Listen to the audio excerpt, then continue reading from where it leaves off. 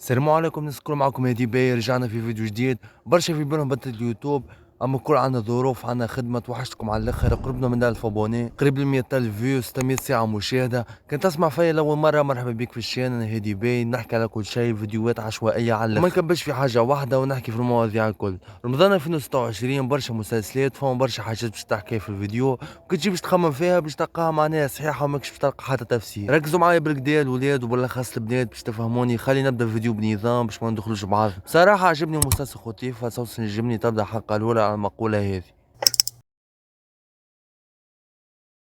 ان شاء الله ربي يرحم موتانا الكل، وان شاء الله نجيبوا لهم الرحمه في قبرهم. نرجعوا موضوعنا. بدا المسلسل باللقطه هذه، طفله صغيره تشطح وكي ضربتها امها جاوبتها كيف شنو باش نولي رقاصة.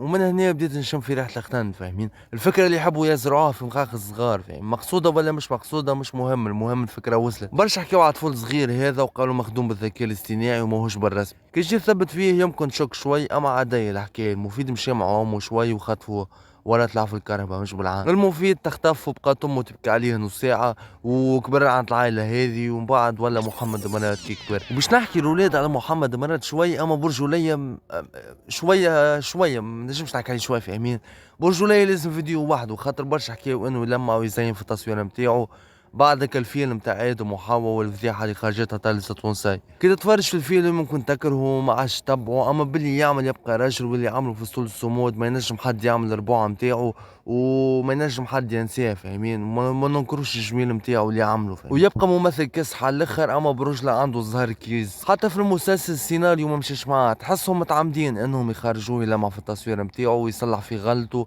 تصور معناها بدك سارق للدار بالسكينه، تجبد مقرون تيري عليه، يجيب شي موت وتمنعوا ليه وتسامحوا وتعمل له سقاط وما يعدي حتى نهار حبس. وحاجه هذه ما تصير في حتى بلاصه. فاهمين وبرشا حاجات صاروا معناها خرجوه في المسلسل بطل ويتحمل في المسؤوليه ولا كيفاش. فاهميني الاولاد باش نخرج على الموضوع شوي. ما فهمتش انا يا اخي علاش كان في رمضان يعملوا مسلسلات؟ عمرك ما سألت روحك علاش كل سيت كوم ولا مسلسل ديما حبس؟ ديما فما شكون خرج من الحبس ولا باش يدخل الحبس. فكرة الحبس في المسلسلات برجولية الولاد. ياسر نحسهم يحبوا يحسونا ان قاعدين نعيشوا في الحبس، اما في مخاخنا الولاد. فاهمين حكي عليها منجي عوني، جابوا هادي زعيم فك البرنامج نتاعو هذاك انعكاس ولا ما نعرفش شنيا.